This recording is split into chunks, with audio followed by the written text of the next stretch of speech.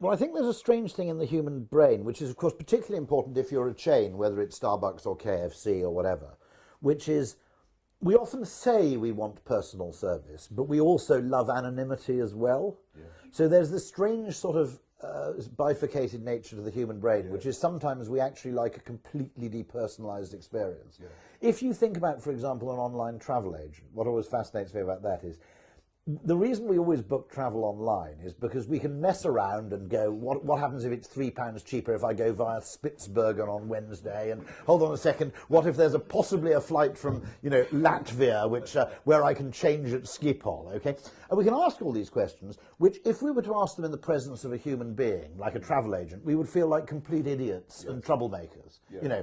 After about the third of these speculative questions, we'd feel the other person going, this guy is just an idiot, and we can behave like idiots online in that sense, and experiment and ask questions and hypothesize in a way that you simply can't do face to face. And of course, there are some very strange biases, which is that one of the reasons people don't ask for cocktails, is that they always imagine that the people don't want to sell them.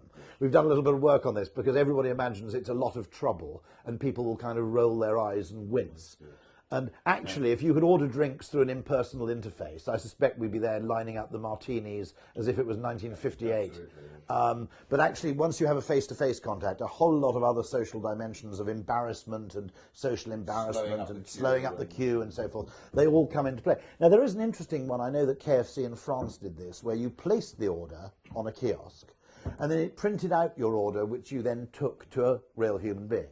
And that was arguably a very good blend of the two, because then, instead of the conversation with the human being, that very difficult stuff of trying to memorize what it was your kids wanted in the first place, and trying not to mess up the order and trying not to look like an idiot, all that stuff happened electronically. But then when you handed over the bit of paper, the time then that the human had could be spent on doing things that humans are good at, like establishing a bit of empathy and being a bit friendly, rather than order taking, which is not a natural form of human interaction in any case. I wondered, go back to personalised pricing.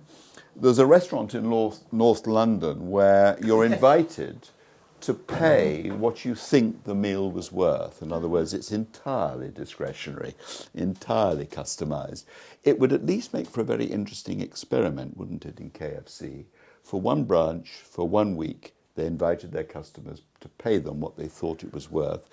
And of course, KFC might be pleasantly surprised that people actually value those meals higher than they ever dare price them on a fixed menu.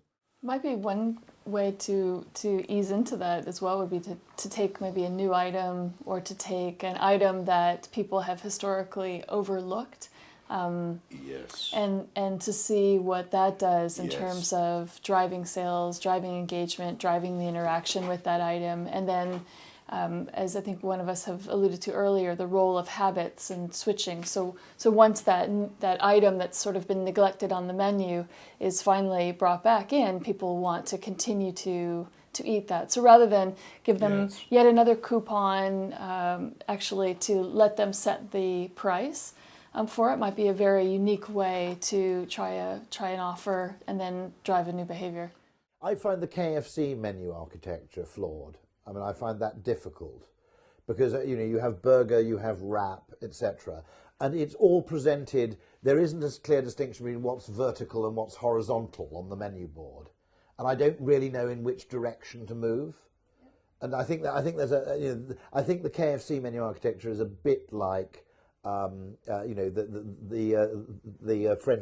French litter bin architecture, where you're just about to think you made a decision, and then you go, hold on a second, maybe oh dear. Right. Do they have digital signboards now? Well, they're increasingly, I think, introducing them. Experimentation. Yeah. Right, we can try that. We can look at the relationship between what's registering at point of sale and actually see the impact and influence that it has. I mean, another interesting thing you can do is you can arguably have flash offers with digital signage, which are, in other words, if you have some food in surplus, you can just for a very short period sell it off very cheaply. Again, that probably benefits to the people who are price sensitive, whereas because it's only one thing at a time, most people will say, well, I don't want to sacrifice my choice just to save 75p or whatever. It'd be wonderful to take a number of stores, in the ideal world, constantly optimizing, run the same board for a period of time. Day part experimentation as well is worth doing. Yeah.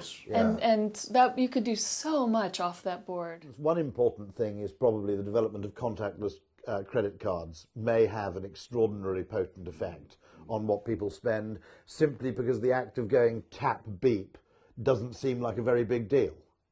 And also, you don't have that funny thing, as you said, of I don't want to break into another bill. I mean, it's extraordinary how that affects people's behaviour. You know, if you have a crisp $20 bill, you know, the urge not to break into it is quite strong. I think it'll be much easier as well to offer upgrades, enhancements, cross sales, larger sales, additional items, because people are less anchored to the bill that's in their pocket.